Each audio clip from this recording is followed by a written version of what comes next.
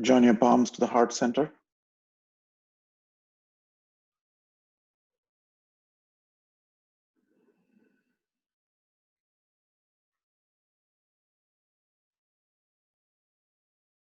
And let's start noticing that the body is breathing. Take note of it.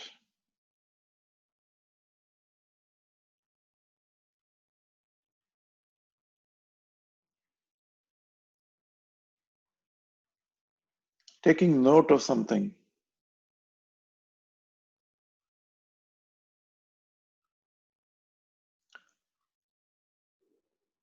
is a dispassionate observation.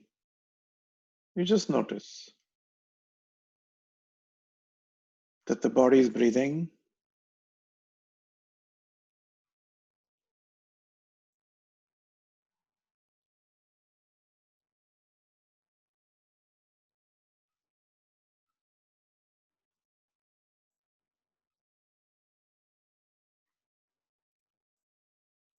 It's an involuntary parasympathetic system that is governing that.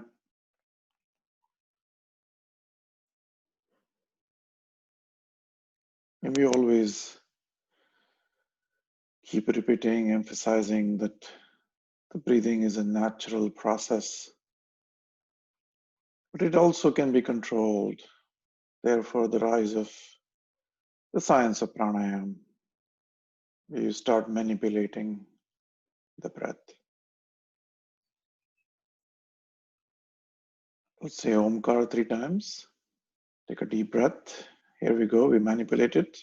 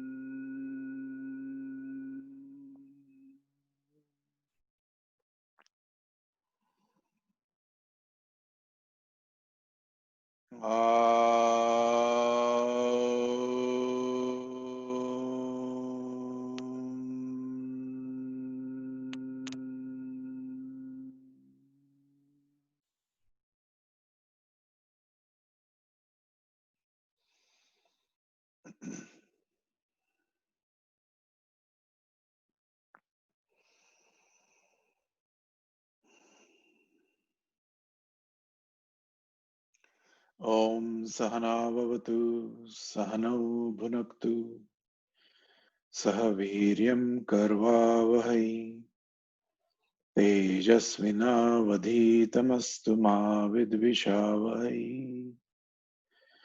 Om Shanti Shanti Shanti. Rub your palms.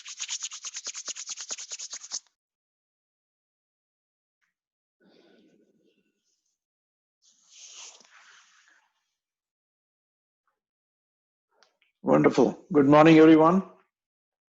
Thanks for taking the time on a Sunday morning. It's hard, it's to make that commitment. So today, we'll start with some inversions that we did last time. We'll reinforce the practice of inversions. And so before we even do warm up, we'll do the inversions before we stir up the entire blood system, circulatory systems, and stretch and pull and twist the muscles, and they release the toxins. So we want to invert before any of those toxins get into the blood. Okay, so we'll do that, and then we'll do suryanamaskar with variations today. We haven't done that in a while, so we'll reinforce that practice. And then we'll do pranayam today. We'll do kapalabhati pranayam which is holding the Bahya Kumbhak and the Antar Kumbhak. So, and if time permits, we'll do some meditation as usual and then close out. Okay, so we are a little bit late today, but let's get started. So, oh yeah, by the way, I didn't mention, if you want to practice and build upon what Sushilji started yesterday as the partner yoga. I think I don't have a partner here, but the ropes are my partner. So we'll see how far we can do it, and I'll give you instructions as to how the partner can straighten up things and align the systems and stuff, so that the ropes actually help us do. Okay, so let's start with the inversion. So I'm going to move you to this other location.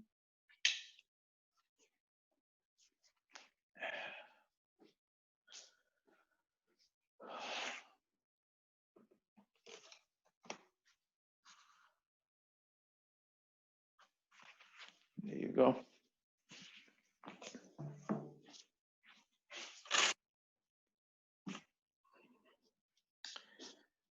So I hope you all can see me. I'm going to do the chair shirshasana. If you are comfortable to do it directly on the ground against the wall, I invite you to do that if you don't have ropes. But if you don't have chairs, also that could be another option of doing it. Okay, so let's get started with that. So today, instead of using blankets, I'm just using 2 of my foam blocks. If you don't have the foam block, I would say you should use a blanket to soften the shoulders a little bit.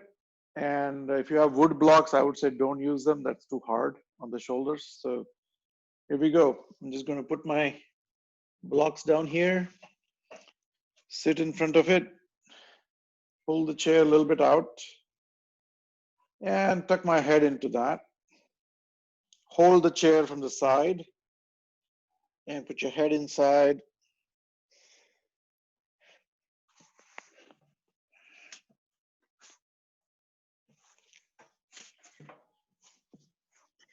And get a nice, comfortable grip on the blocks on the chair, and see that you have a nice firm grip. And then you just go up.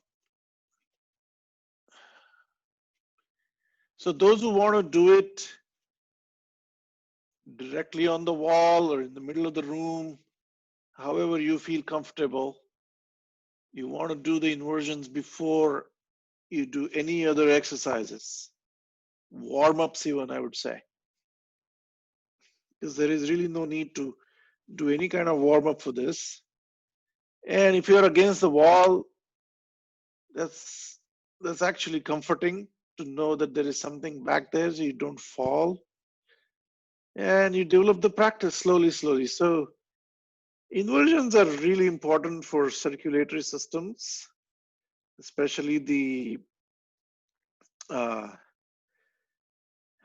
lymphatic systems, which are completely gravitational based, and you'll be very benefited if you do this every day, just for about a minute or two. You don't have to but there are people I know who do it for a longer time, and that's good too. I mean, there's nothing wrong. And then you see if you can completely straighten your back. See if you feel as though you're being pulled to the sky. So you stretch your toes up and down, and get those calf muscles activated a little bit up there. And they are the ones that pump the lymphatic fluids. So you stay up here for some time.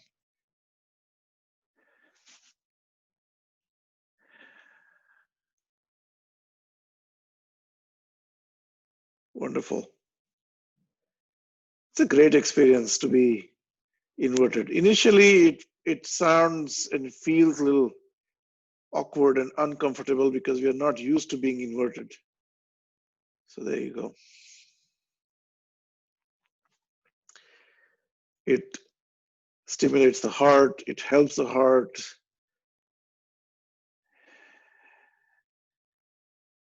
Okay. Now, gently fold your legs and very gently, very smooth movements. Put your feet down.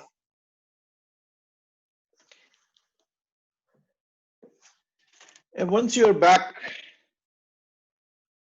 you stay here for some time. So you let the blood kind of, and the fluids kind of settle back into the system.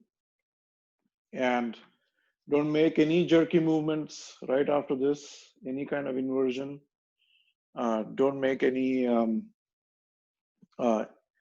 jerky movements of standing up and start walking around. So take a break here and slowly you can either sit. The other option is you can still put your head down into Shashankasana and just sit like this for some time.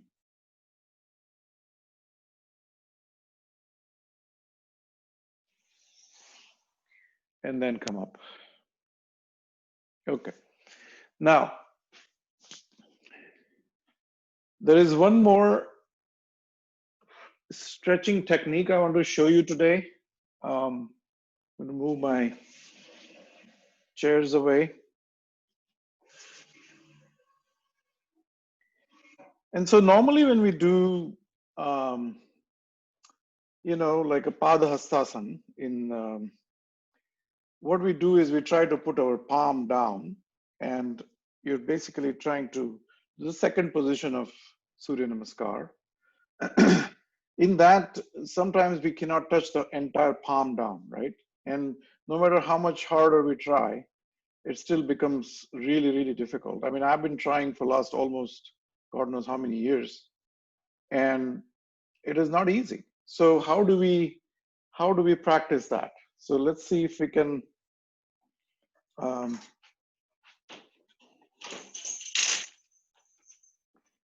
you go. And you can use the wall and the gravity of the wall.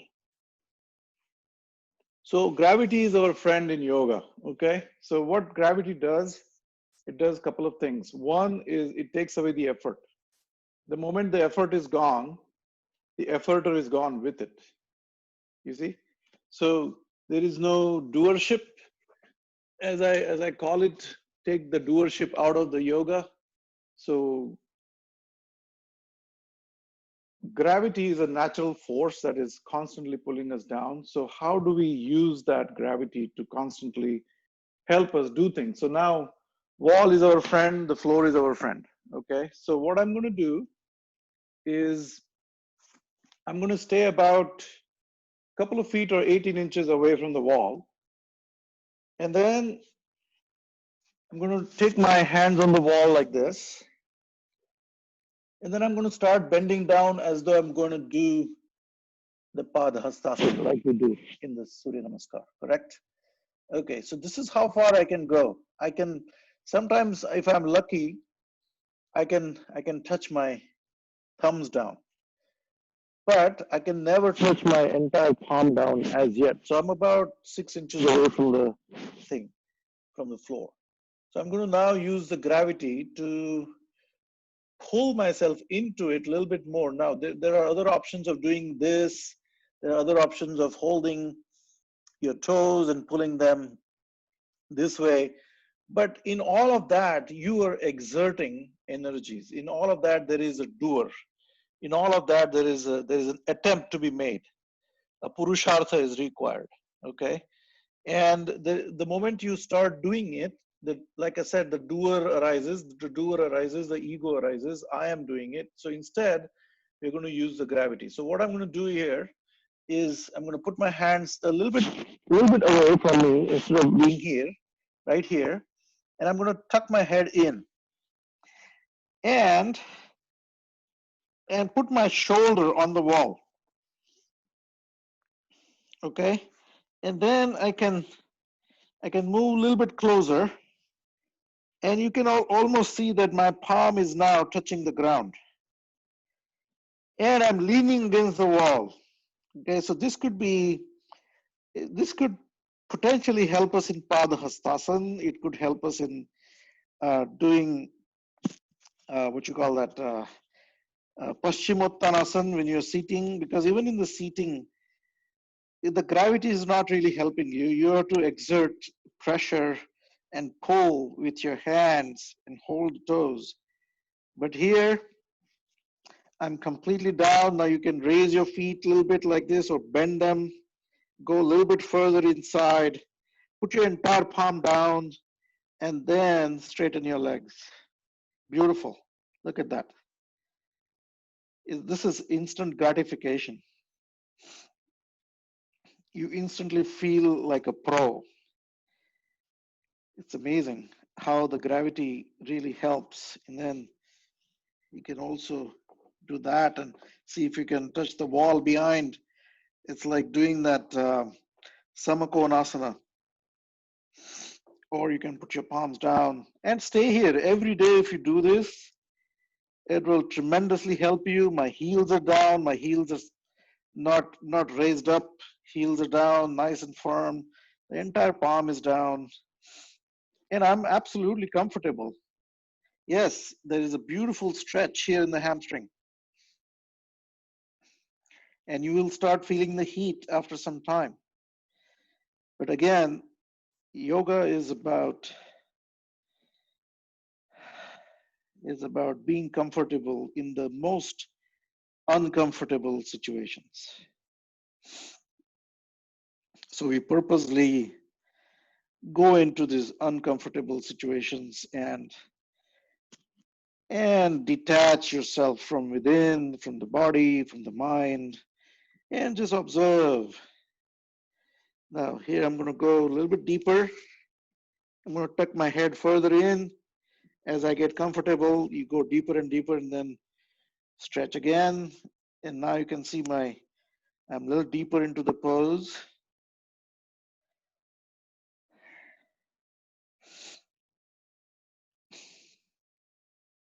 So this is another inversion that I was going to teach today.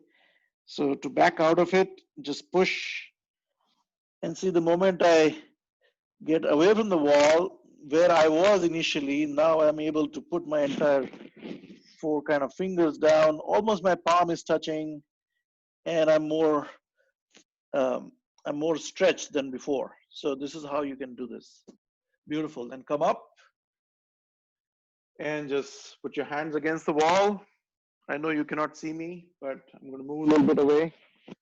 Just put the hands on the wall and let the blood come back.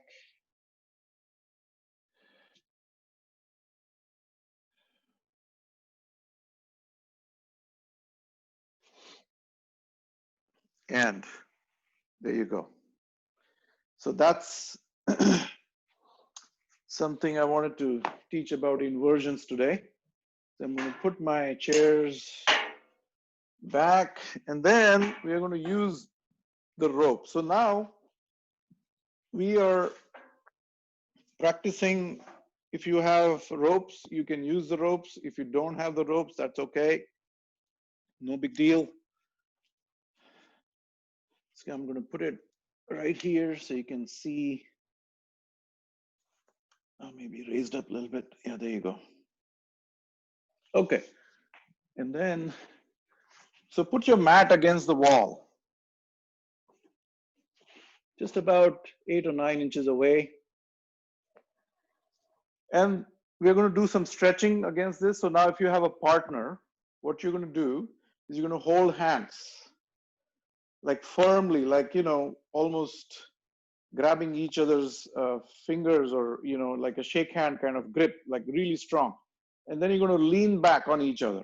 Okay. So by bending here and then you lean, bend and lean, bend and lean. Okay. So here what I'm doing is I'm getting a good stretch in my hamstrings. So I spread my legs a little bit like a,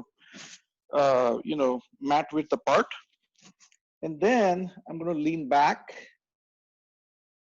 into that. And this is another beautiful stretch. So my back is getting stretched, my hamstrings are getting stretched. Keep your entire foot on the ground. There you go. This is beautiful.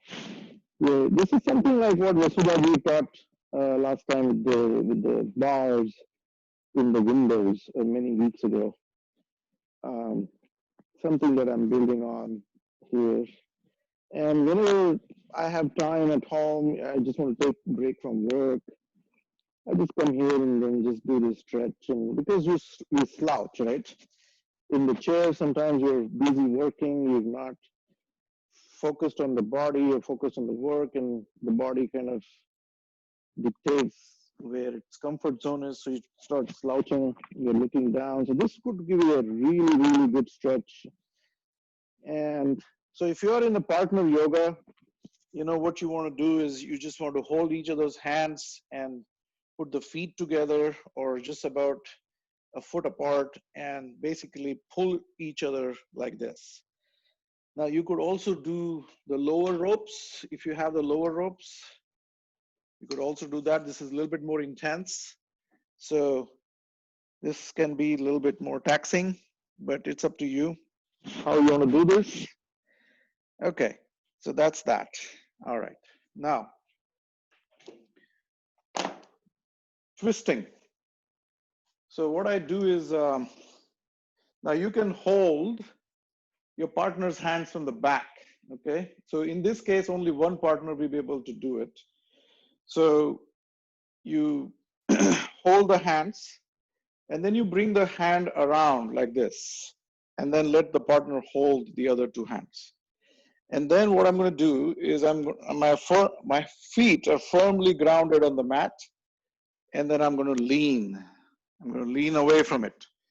And what it is doing, my torso, my hips are firmly grounded, my feet are firmly grounded, and I'm twisting. And again, I'm using the gravity here. So if you have a partner, you can try this, but only one partner should be able to do this, and then you take turns. So this is how I twist, and then I turn, and then I go the other side. It's very easy. Okay, and this is a wonderful twist. I'm leaning now. I'm controlling my balance with this hand, and I'm pulling on the other. So this also will give you a nice shoulder stretch with the partner. That'd be awesome. Now, the other thing I use this for is doing Virabhadrasana. Okay, so Virabhadrasana, you can hold this and you put your foot out and lean. Now, what this hand is doing, it's pulling me back. Okay, so see how we tend to kind of go forward like as though we are doing this, right? We're not doing that. We are going to pull ourselves back. Pull. And if you want to pull even more, you can put the hand out and stretch like this. The other way is that. This is the Virabhadrasana 1 position. So I'm leaning against this, and then I put my, now which if you're a partner, you want to hold the hand or the torso from back. So stand behind, and the other person leans forward while the other person at the back is trying to pull the torso back. That way you can get this torso completely straightened out, and you look up.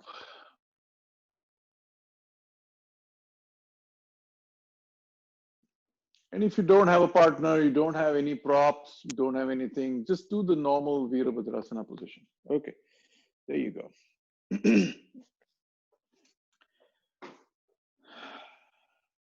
Now, when we do the Adho Mukha Svanasana, right? So what happens is we land up putting a lot of pressure on our shoulders.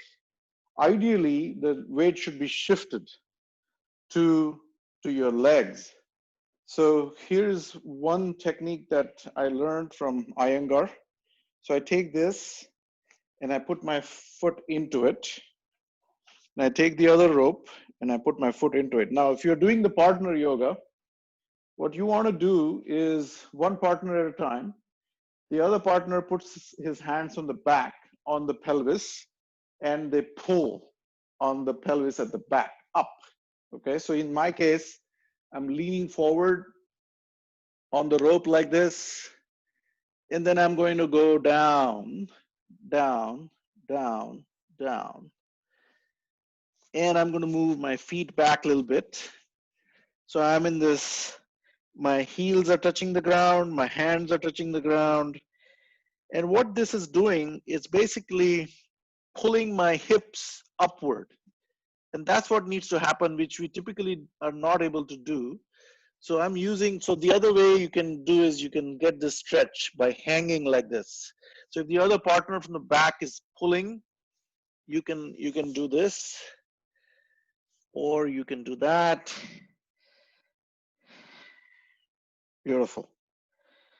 And these are all very, very relaxing poses, guys. There is nothing, but what it does, because of the gravity, it aligns your spine, it aligns your hips, it aligns everything very, very well inside. And you are comfortable. You're not pushing, you're not pulling, so there is no room for the doer. So you're basically just using the gravity. I think that's a beautiful, ingenious technique to not let the doer have any room to stand on. So there you go. That's another one. And then to come up, I hold the rope, I come up here, and I get out of it. Wonderful.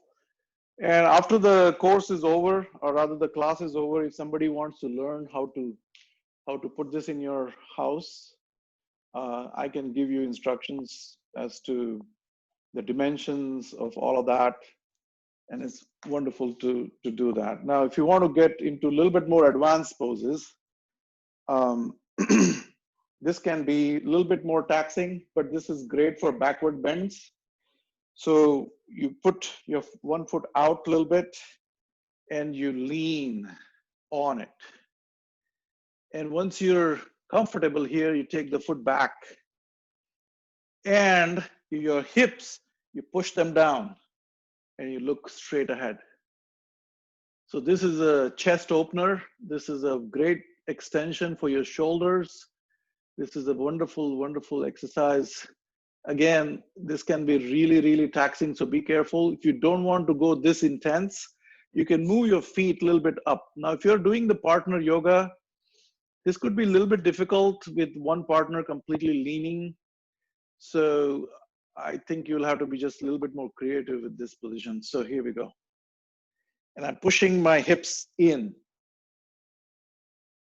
And that stretches you up. If you want to make it even more intense, just be very careful. I've been doing this for a while, so I'm okay doing this.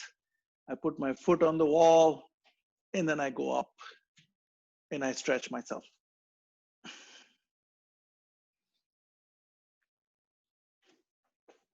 There you go. So there are many ways to use this rope yoga.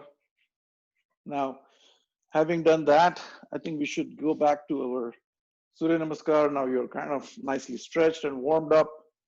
I don't think we're going to do the warm-ups today, so we'll skip, all right? Because we already stretched nicely.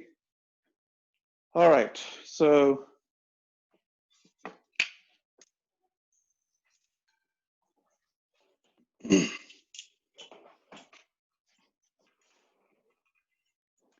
okay, we'll start with our standard Surya Namaskar practice, but we're going to do some intense variations today in it. So we'll start with standing in front of the mat. I hope everybody's ready. Come to Samasthiti. Let the body relax a little bit. The word sama.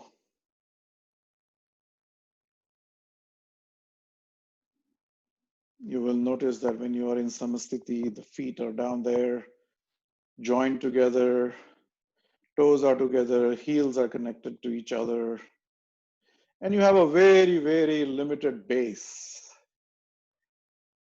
And with that base, we are trying to balance the entire body on top of that. This is another a good balancing position. If you close your eyes, you will notice that you're swaying. The body is swaying from left to right. And in samasthiti, it is about anti-swaying. And the swaying also talks about the chitta vrittis inside.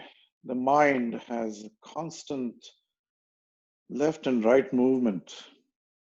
Sometimes you're on the extreme right, sometimes we are on the extreme left.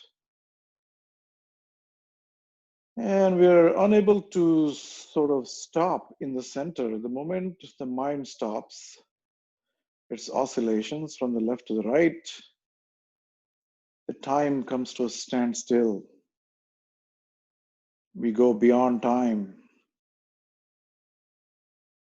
This is why the entire science of yoga talks about mind, mind, and mind alone. Ultimately, from the body, we are going to the mind.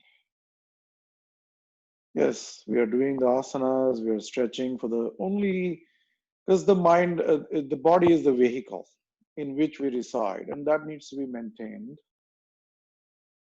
And it needs to be healthy for its own propagation.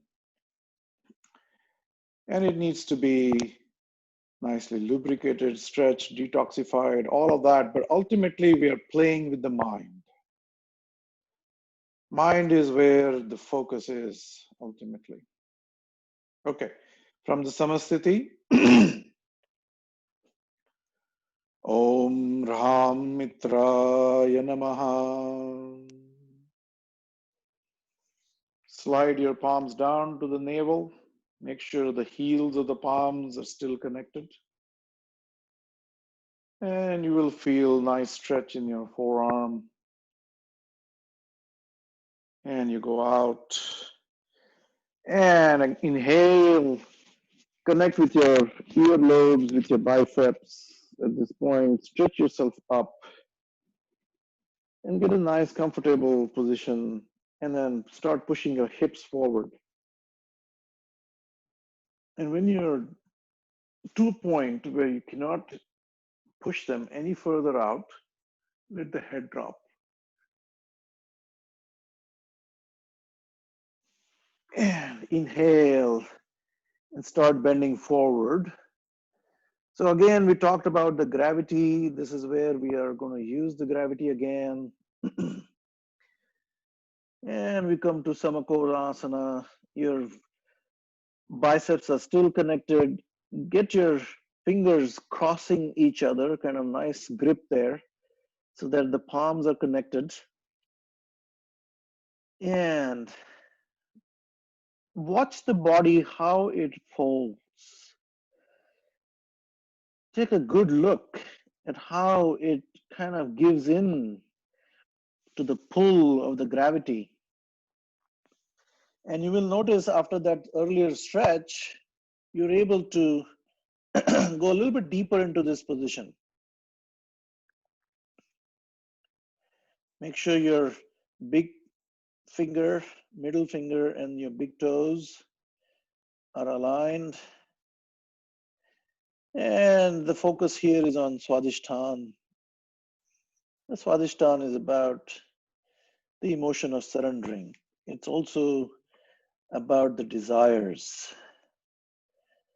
Its color is orange. So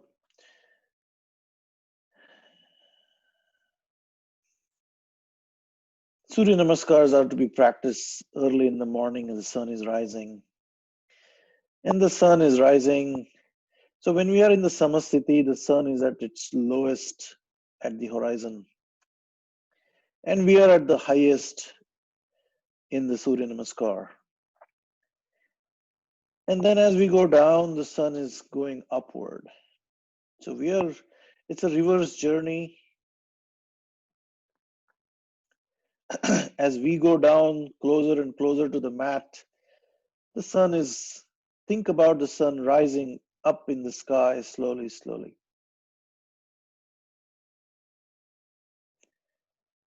And if you think about it, sun is giving so much energy to sustain life on this planet. So we bow down to the sun right here.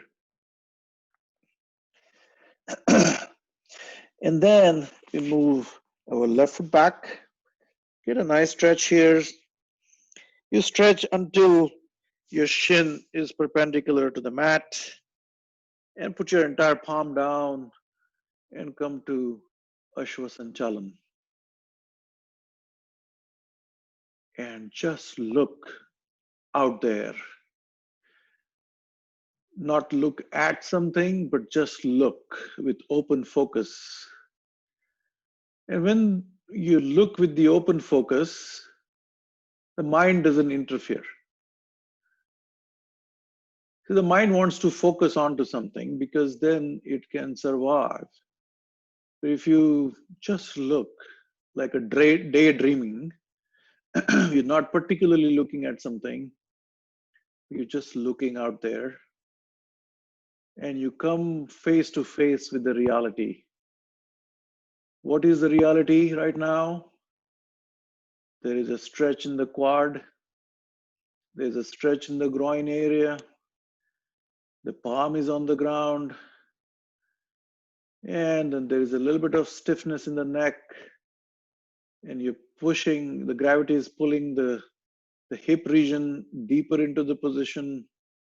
Take note of all of that that is happening at the body level, at the physical level. At the mental level, you're just looking out there and you're not labeling anything. When you don't label, we see things fresh as though we are seeing them for the first time.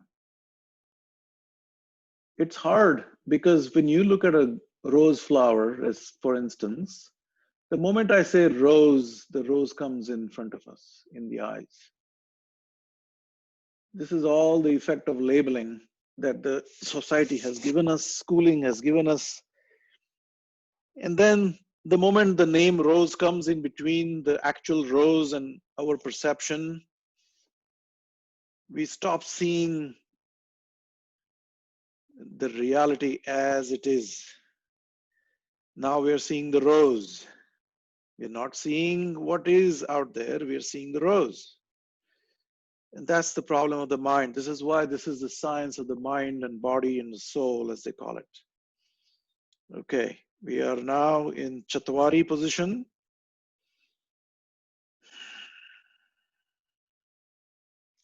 And you put your knees down. Don't move your hands. Keep them where they are. And you will start feeling a little bit of stretch. Now, after that initial stretching, you will find this is a piece of cake. Very, very easy to do. And you will feel the entire back is getting stretched.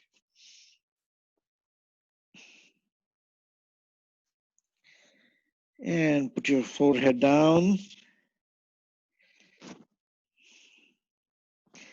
The focus here is on Manipur and Swadhisthana area.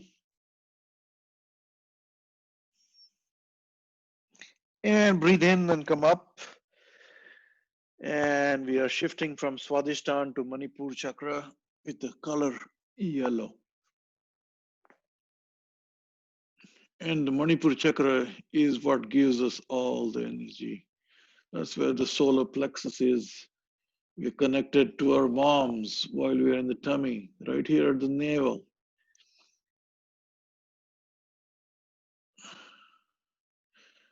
And throughout the life, even after the umbilical cord is cut, the solar plexus keeps on churning more and more energy. This is where the 72,000 meridians, the nadis come together. And we are kind of in the Ashtavakra asana, as I call it. 8 parts of your body are crooked right here. And there are several marma bindus being pressed as you put the chin down. There's a marma bindu in the chin that is getting pressed. There is something at the back of your neck, it's getting pressed. And something at the hips getting pressed. So there you go. And come up, come to Sarpasan, breathe in. This is the excited snake position. So we were at the lowest where the sun is at the highest on the ground, on the sky in the zenith. And now as the sun is moving to 2 o'clock position, it's time for us to rise again. And the snake is rising. The snake is excited. And make sure your knees are not touching the ground. You hover them. And this is a great backward bend, great for your hips. And you rise even more. You come to Parvatasan, come to Adho Mukha Svanasana. The dog has risen, the snake has become the dog, and it is stretching itself. Make sure the heels are on the ground. And this is a very wonderful position. This is an inversion, another inversion in the system of suryanamaskar. Now you spread your legs apart, mat width apart. Put the mat width only. Make sure the outside edge of your feet is parallel to the mat. And put your index finger parallel to the mat. Let the middle finger, ring finger, and the pinky go out of the mat. There you go. And put the index fingers parallel to the edge of the mat. And you will notice that it is easier to put your heels down by just doing this one little move, one little correction or adjustment. And then you rise on your toes and push with your hands. Rise, push, rise, push, rise, push until you cannot. And then you put your heels down and keep pushing with the hands. Get a nice grip. Spread your fingers. Get a nice grip onto the floor, onto the mat. And then grab the mat with your fists. Grab it. And then pull.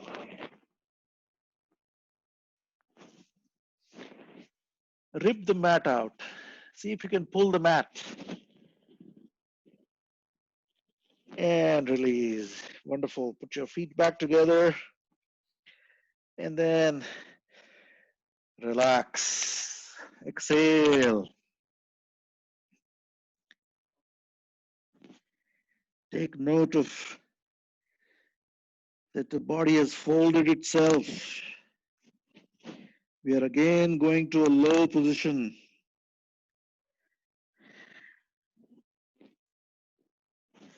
And breathe in and come up. And then put your left foot up.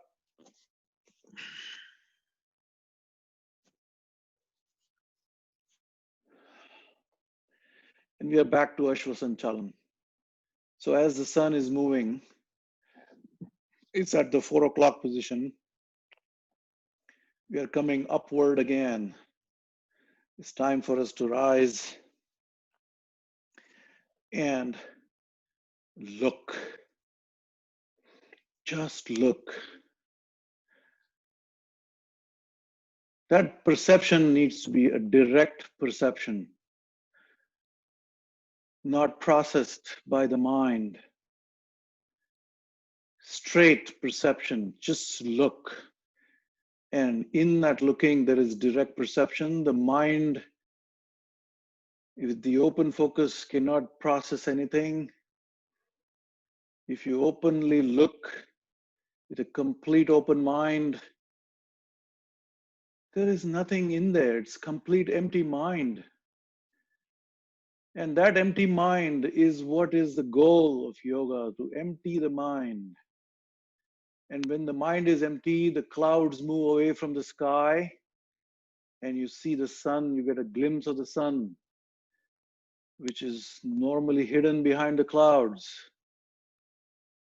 And that sun, once you get that one glimpse, now you know there is sun behind the clouds. And it gives you immense satisfaction, but it also gives you immense push to pursue that sun even further and take all those clouds away slowly, slowly. And you rise above, and the sun has now set. We bow down to the sun in the reverse position and exhale. So this was the entire traversing of the sun through the sky from morning to the evening. One Surya Namaskar.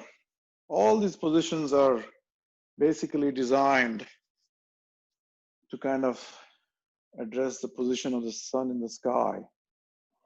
And we'll talk about sun towards the end of the day, of the end of the practice today. So now we're going to go the other side and then we'll get into the variation. So we'll speed this up a little bit. Om Reem Ravaye Namaha. Palms to the navel, go out and bend backward. And exhale as you go down. And watch that the body is exhaling, the body is folding, and get a nice stretch in your hamstrings right here. Put your palms down and put your right foot back and come to Ashwasan Chalan again. And now this time we are going to go into Ardha Chandra Namaskar right here. So you come to this position and then the curl toe at the back, uncurl it so that the soles of the feet are facing the sky. You'll suddenly feel that you've gone deeper into your body will sink deeper the moment you do that.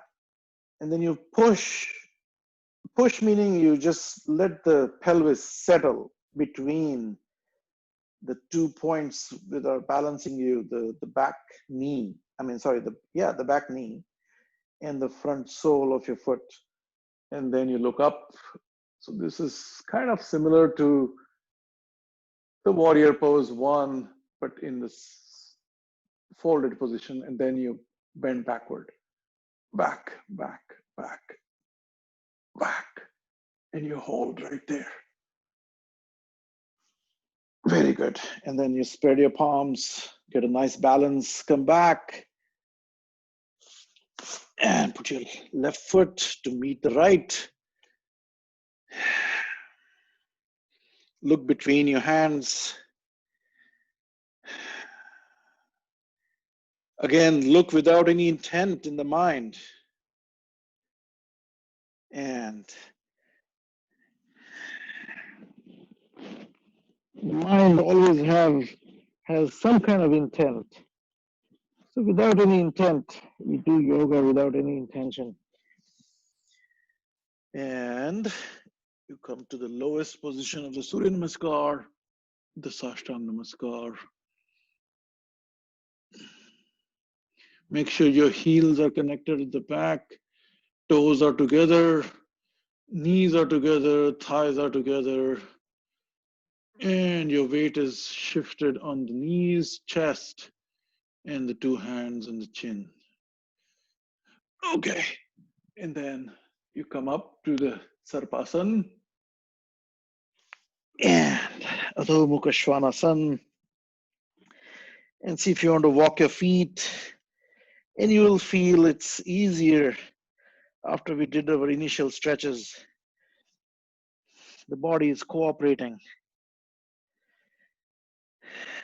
And then come to 9th position and settle down.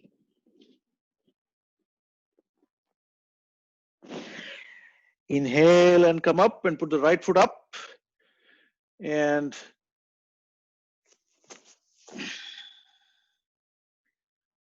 stretch, and then rise. Yeah, come to a complete rising position like this. Get your hands up and then sink. Let the pelvis sink and then fold backward. And come to Padhastasana again. And all right, very good. So we'll do the variations of the Suryanamaskar. Whatever we can do. Some of the positions can be harder, some are easier. So just do listen to your own body. Om Hrum Suryaya Namaha. Palms down and over. And bend backward. And come to the center and see if you can sink. Fold your knees and keep sinking, keep sinking, keep sinking. And then see if you can come to a complete Utkatasana. And get your nice balance here. Make sure your knees are not going ahead of your toes. Keep sinking. And then grab your toes with the two fingers and stretch. Pada Angushtasana.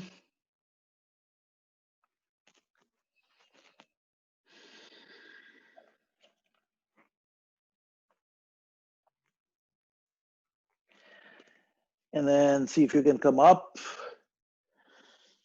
and grab your left and put against your left right thigh and put a nice pressure there so it doesn't slide off. And see if you can go to Vrikshasana. Get a nice balance. Think about one little spot. Now you're focusing on something. And release. And grab that. And see if you can come to Natarajasana right here. And see if you can get a nice balance from one balancing pose to the other. Keep doing it, keep doing it, keep doing it, keep doing it. And see if you can touch your hand down and get a nice balance here, and then pull with your left. Pull, pull, pull, pull. And bend your knee, come up, and then come back. Take a swan dive back into Padhastasana. And then go to Ashwasanchalan. Right here, we'll come to Ardha Chandra Namaskar. And get a nice twist right here.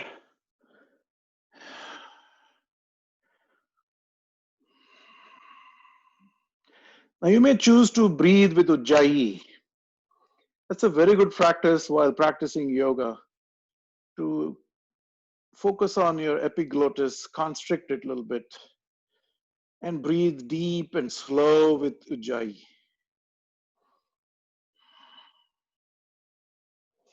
And you come down and see if you want to come back to Ardha Chandra Namaskar and pick your left knee up and then twist the leg at the back, come to Virabhadrasana 1 and then go to Virabhadrasana 2. Make very gentle movements. Now you can see your body is trying to go. So you want to pull. That earlier stretch we did, that might help you to pull back. The back leg is firmly grounded to the, and the weight needs to shift to the back leg or equally balanced on both of them. And then come down, put your hand on your elbow on the knee, and see if you can get a nice stretch right here. And make sure your body, and the back leg is in one line. Very nice. And pull yourself up.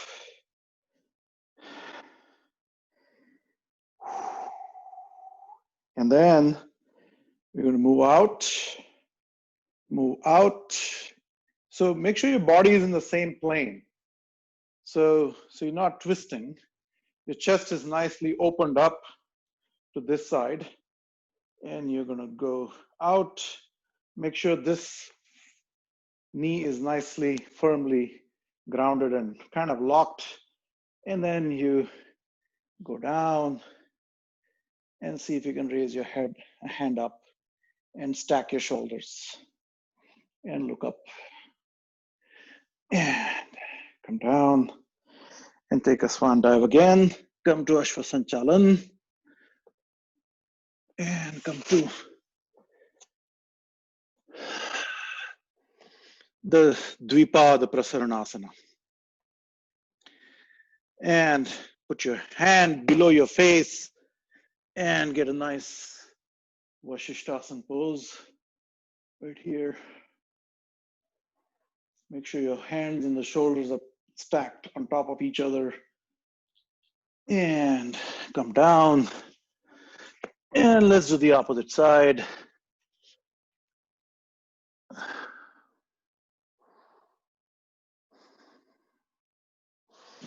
Breathe deep and slow.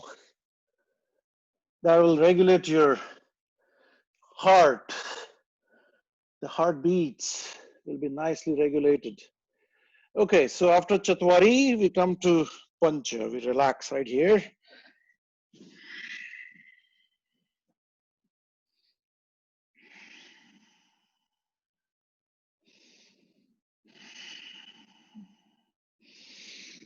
And come to Vajrasan.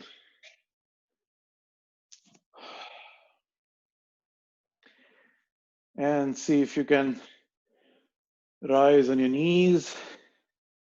Spread the knees a little bit apart, hip width apart. Curl your toes in.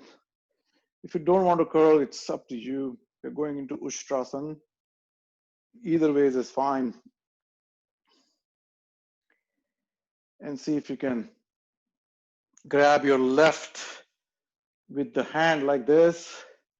Put on your Achilles tendon or on your heels, and put the other one at the back and see if you can stretch.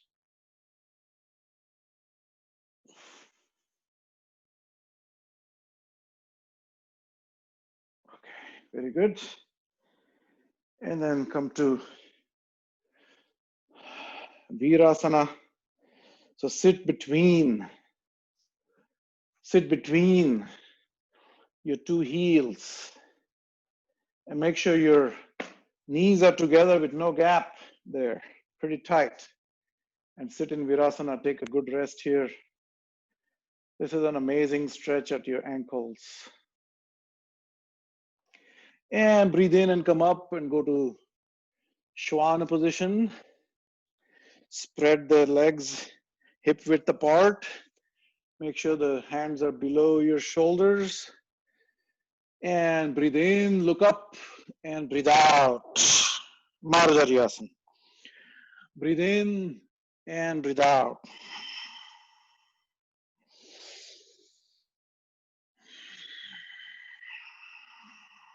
Forceful breathing. Use your Ujjayi. So press your epiglottis inside.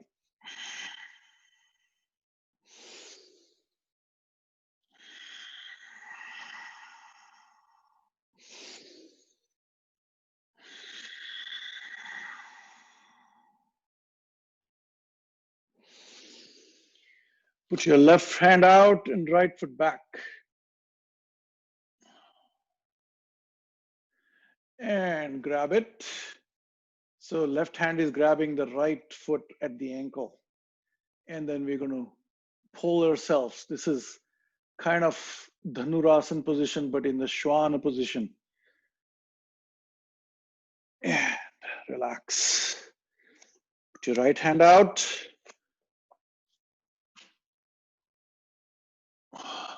And left foot out. And grab it. And stretch.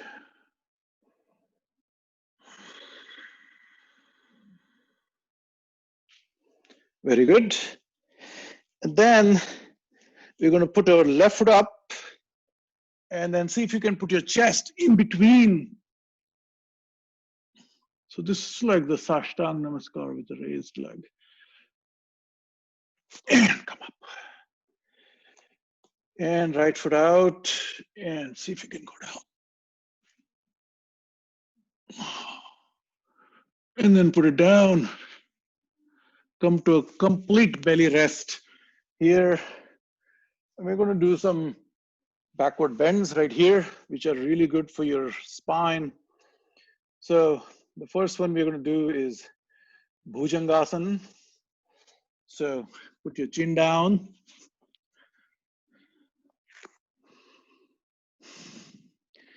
Put your hands by the side of the shoulders.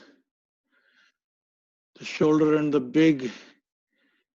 middle finger are aligned. And without using the hands, see if you can peel yourself using the back muscles first. Now roll your toes so the soles of the feet are facing the sky and the feet are together at the back. The heels are touching, the calf muscles are kind of touching, the thighs are completely tight against each other as though we only have one leg, like the Bhujang. Bhujang has no legs. So imagine that your body has no legs right now, only one tail all the way back. So stretch yourself back there nicely. And see if you can use the back muscles to pull, to peel yourself. Peel. I'm not using my hands. Put the hands away. Raise your hands from the mat about an inch. And then put them down. And then you push. Push and look up. This is the excited cobra position. Make sure your shoulders are not collapsing. The shoulders are nicely drooping down. And if you want to do the full extension, fully extend yourself and push your hip down. But normally, a good cobra pose is like this, with a slight bend in your ankles, in your elbows, and you put it down. And then see if you can rest your chin on your hands, almost like the Makarasana position, a variation of Makarasana. Now, you're going to push with your hands and slowly, completely straighten the hands out and look up. So this is a deeper position in Bhujangasana. And gently put them down. Breathe normally, please. Don't hold your breath. Breathing should be normal. Now you can choose to do the Ujjayi breathing like I suggested earlier.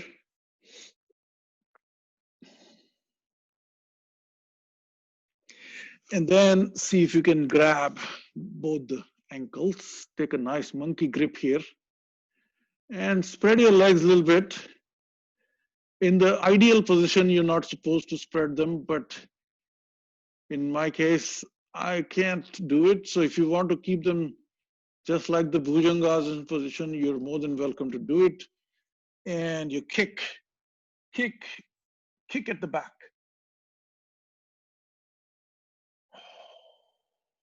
and relax. This is a great exercise for your back. It aligns the spine very well. And we are going to go into shavasan. So in shavasan, you raise your left foot. So this is ekpada shavasan. So put your hands down facing the mat. So your palms are on the mat by the side, and you raise the left leg. Raise it, raise it, raise it, however much you can. And then do salamba shalabhasan. So you fold your right leg and you support it. Salamba shalabhasan. And put the right leg back and gently put the left leg back.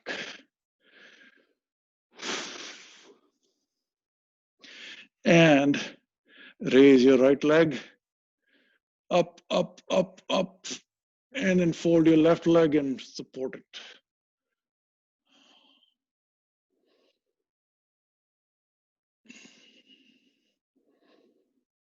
And put your left leg down and the right leg gently down.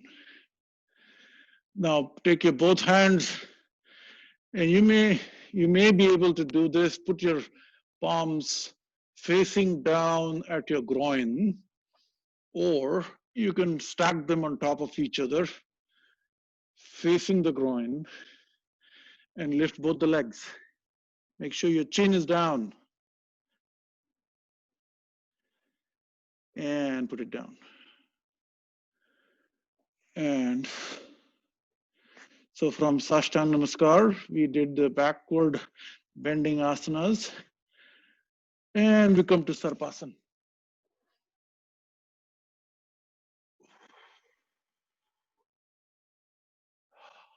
Very nice. And we come to Adho Mukha Svanasana. Very good. So these are some tough postures. They're simple. They're something to be practiced every day, but they can be taxing on your body. So what we are trying to do here is we are stimulating the body. We're not exhausting it, so that we have all the energy through the day. And so you push, push, push, and raise your right leg up. And see if you can put your right knee to the right wrist. And then with your left hand, grab your toes and then put them so that the shin is parallel to the mat.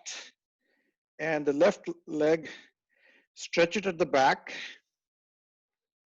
And with your right hand, grab the toes like we did it in Padangushtasana, so that your shin is parallel to your forearm. And then put the other forearm in the front and relax. This is an excellent stretch in the glutes, in the quads, and in your bum muscles, if I can say that. It's a wonderful stretch. So you'll feel that heat developing. And if you want to go even further, you can fold and then grab your left ankle with your left hand and you stretch it, and then hold with your left hand, put your right hand on the knee, and then go back. You can choose to even fold your leg at the back, the Raja Kapotasana. I don't think I can do that, but you're more than welcome to do it. And look up. Beautiful. This is a great position. This can be a yin yoga pose where you hold it. Holding this pose is really good. Make sure you're not going to hurt your knee. This is a very, very precarious position for your knees, so be careful. So if you cannot do the full parallel shin like this, You can choose to put your knee inside like this and then do that. Okay, wonderful. Go back to Adho Mukha Svanasana and lift your left leg and put the left knee by the left wrist, and then you pull this up. If you don't want to pull it, that's okay. With the left hand, grab the toes of your left foot, and then put your other shin, all shin and elbows to be parallel to each other. Your forearm and the shins are parallel. And then you stretch the back leg back as much as you can and just sink and just relax. Here's a small tip. When you are in a maximum pain, the body is constantly trying to run away. The body has its own intelligence, okay? And that's kind of partially governed by your subconscious mind. And your subconscious mind is saying, I don't like this position. This is really, really hard on my body. It is really aching. And in that middle of the pain, we become completely silent and just observe that pain. You just accept that pain completely and just relax. The moment that acceptance happens, the pain sort of, whatever psychological pain there was that was converting into suffering, that pain goes away immediately. And then the actual pain, which is really the pain of the nervous system, that pain remains. All that psychological suffering goes away the moment you accept it. And that acceptance is surrendering.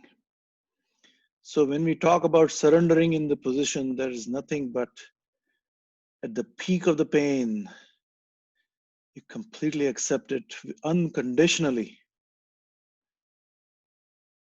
And that is again the science of the mind. So what I'm trying to say right from the beginning, everything is about the mind. Because this is the science of the mind and the body, but predominantly dealing with the mind. And see if you want to stretch yourself up.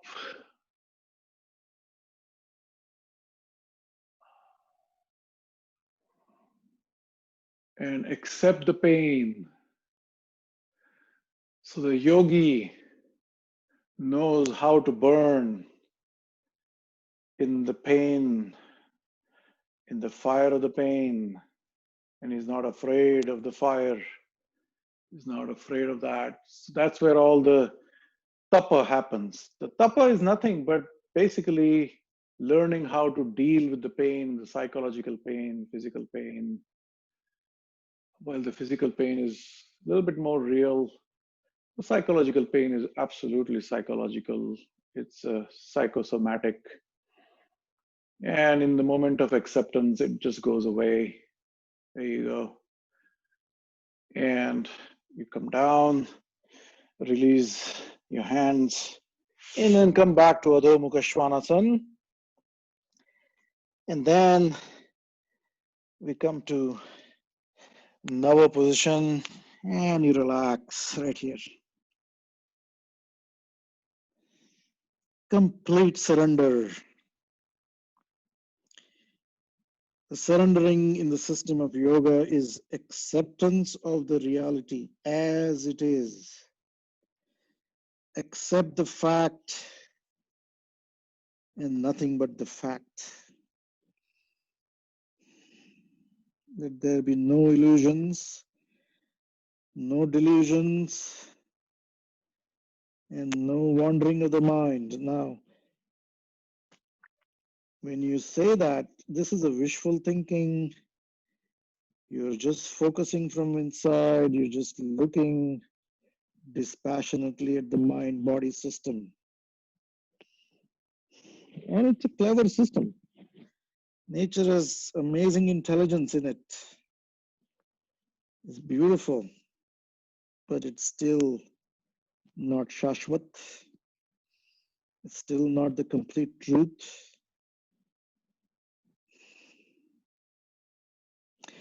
Breathe in and come up and put your right foot up into Ashwasanchalan.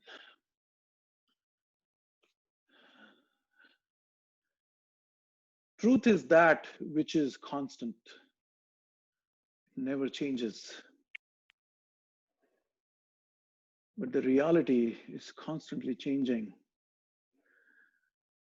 But that one element that observes the reality as it is never changes.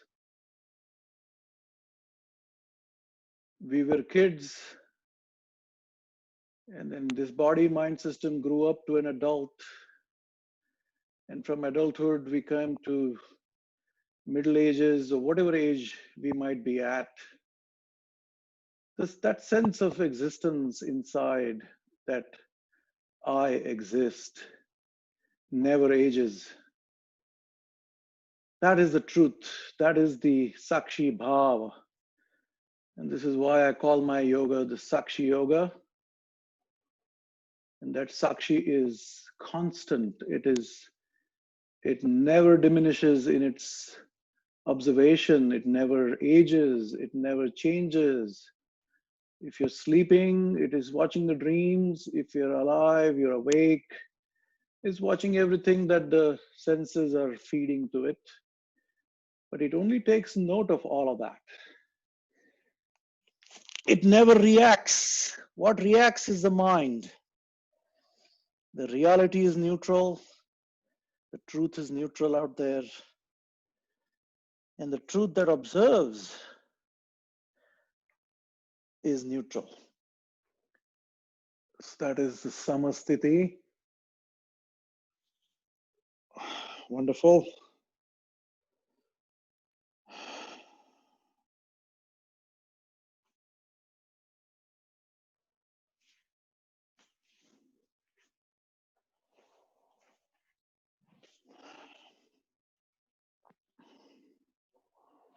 So I think we've shot up on time here. I'm sorry, guys. So I would say we should skip the pranayam and the meditation, but let's just lie down for a minute. And we're all exhausted, so just take a break and lie down and just observe the second reality now, that the body is on the ground, that the body is completely one with the yoga mat or the ground or the carpet or whatever the body is on. Make sure your shoulder blades are firmly. Rotate your hands outward, not inward, outward. And just lie there.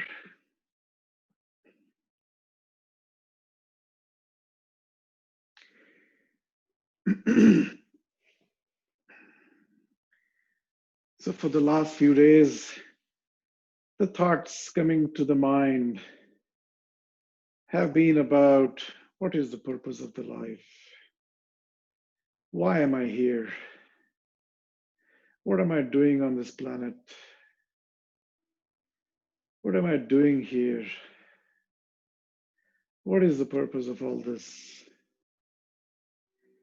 And these kind of existential questions have arisen for more than a millennia to the mankind.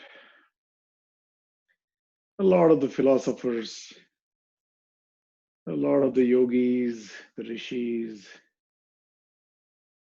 they have contemplated on this question. Ramana Maharshi says, who am I? Keep asking this question, who am I? Who am I? मैं कौन हूँ? Who am I? And all these existential questions have arisen to this mind-body system as well. And I think there is really no purpose to the life. I really think that. Let's go back to the sun salutations, the surrendering to the sun. Everything is sun. All the life on this planet is because only there is one sun out there that is shining. That sun is giving us so much energy every day. The mankind has started harvesting that energy through solar panels, this and that, but the nature has always harvested the solar energy to make food, photosynthesis. So through the plants, that all that energy gets stepped down like a transformer, like a step down transformer. And we eat that plants, those fruits, all that energy through the food goes to the body, nourishes the body. And the thought process is another material process that needs energy as well. So now from that main transformer lines, the adapters in the walls are converting that energy into smaller, finer, low voltage, suitable for the smartphones. Something similar is happening in the body. We have all these energy centers, and all the movement, all of that, we owe it back to the sun. Now we ask this question using the energy of the sun. Who am I? The same energy of the sun is we are consuming that. So the entire life on this planet is nothing, but it is trying to just dissipate the energy coming from the sun. So if you ask me, what is the purpose of the life? To dissipate the energy of the sun. Nothing else.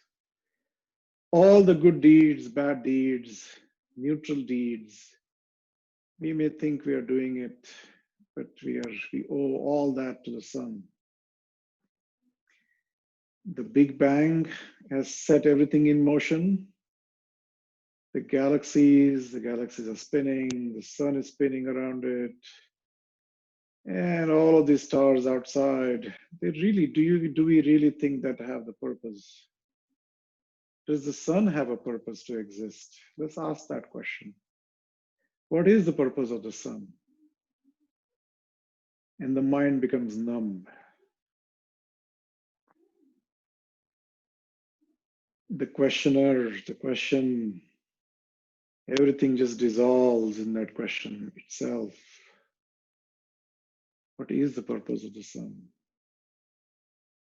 What is the purpose of the Milky Way galaxy? Why is the sun moving around in the galactic year?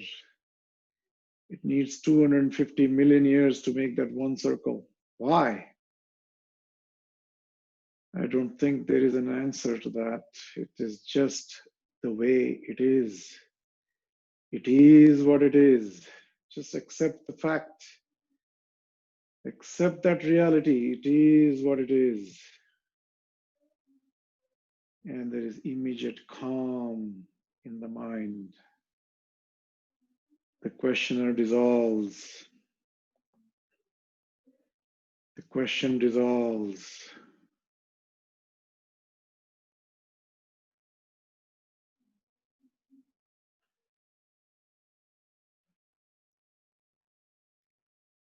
And in that dissolution,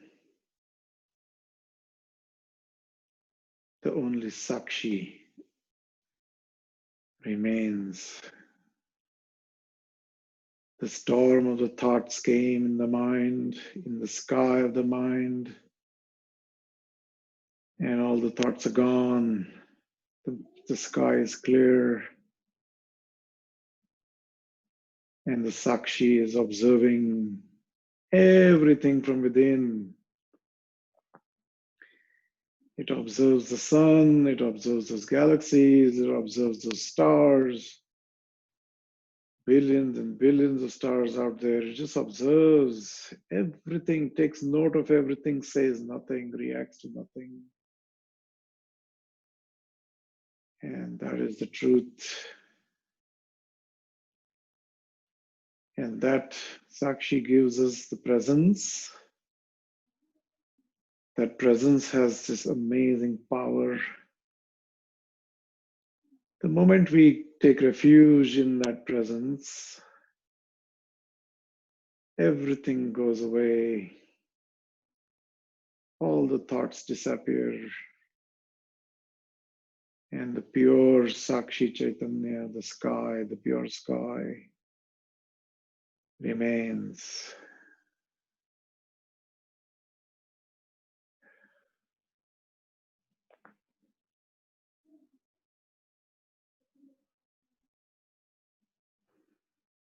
And that same Sakshi is observing the breathing, the mind-body system. Just be. Just am. Not I am, just am. That amness, that presence inside is the Shashwat truth.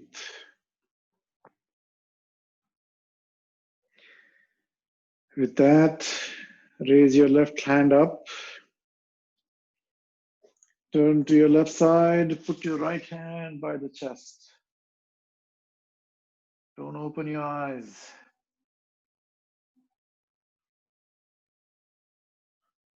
And gently push with your right hand. And make sure your head is the last thing that comes up. And come to a seated position.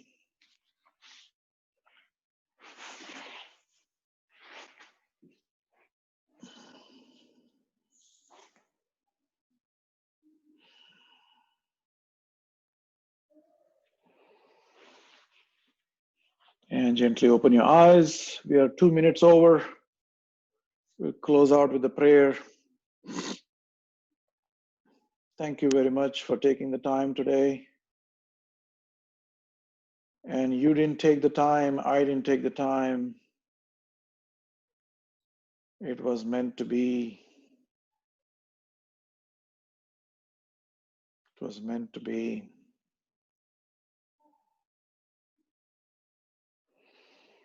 Take a deep breath. Oh.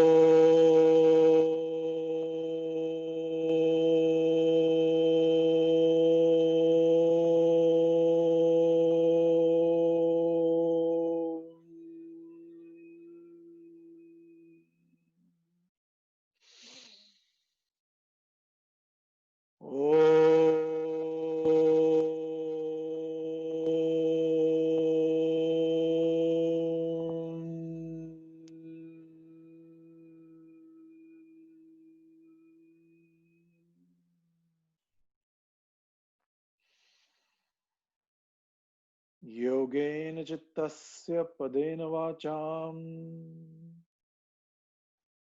malam sharirasya cha vaidyakena yopakarotam pravaram muninam patanjalim pranjaliranatosmi Abahu Purushakaram Shankha Chakra Siddharinam Sahasrara Shirasam Shvetam Pranamami Patanjalim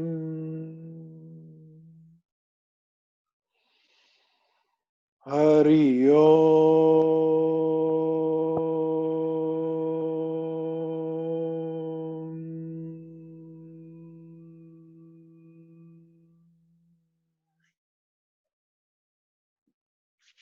Gently rub your palms.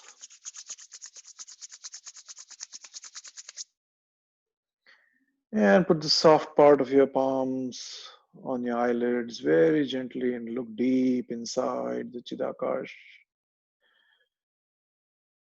There is as big of a sky inside as it is outside. There's infinity in both directions.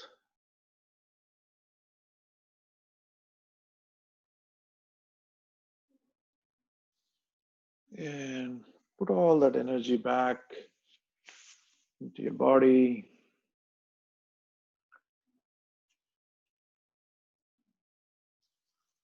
Thank you, guys. It was a little bit of intense. I am sorry I missed the pranayams today, but we'll continue next Sunday. You guys have a wonderful week, and we'll see you next Sunday. Thank you, Amit. Thank you. Thank you. Thank you very much for taking the time.